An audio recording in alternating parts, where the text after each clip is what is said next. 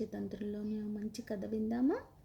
అనగనగా ఒక అడవిలో ఓ మర్రి చెట్టు ఉండేది.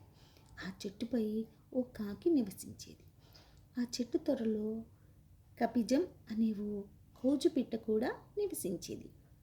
కావు కావుమని అరుస్తూ కాకి, కిచకిచామని శబ్దం చేస్తూ కోజుపిట్ట ఎంతో సందడి చేసేది.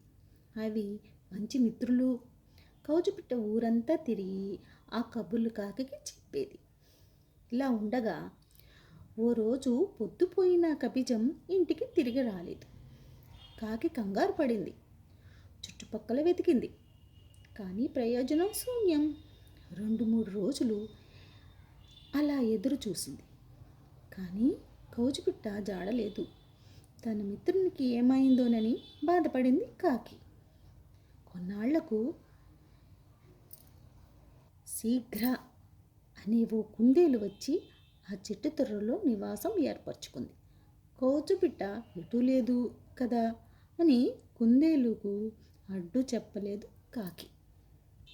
కొంతకాలానికి బాగా బలిసిన కౌజుపిట్ట ఆ చెట్టు తొర్ర వద్దకు వచ్చి కుందేలుని ఖాళీ చెయ్యమని బెదిరించింది. కుందేలు ససేమీరా ఒప్పుకోలేదు. కౌజుపిట్ట కుందేలు న్యాయం కోసం చెరువు గట్టున మునిలా నిలబడి ధ్యానం చేసే జంగు పిల్లి దగ్గరకు వెళ్ళింది. ఆ పిల్లిని ఆ ప్రాంతంలో పక్షులు, జంతువులు స్వామీజీ అని పిలుస్తాయి. కౌజుపిట్ట, కుందేలు తమ కథనంతా చెప్పేది.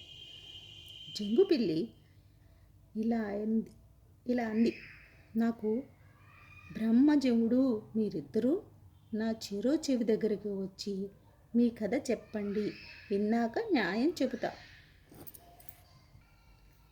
సరేనని అవి 2 పిల్లి చెవి దగ్గరికి వచ్చి తమ కథ చెప్పసాగాయి.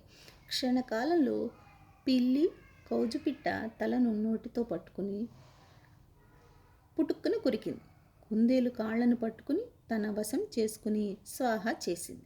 కాబట్టి క్షుద్రునికి అధికారం ఇవ్వడం ఎప్పుడూ మంచిది కాదు. Okay friends.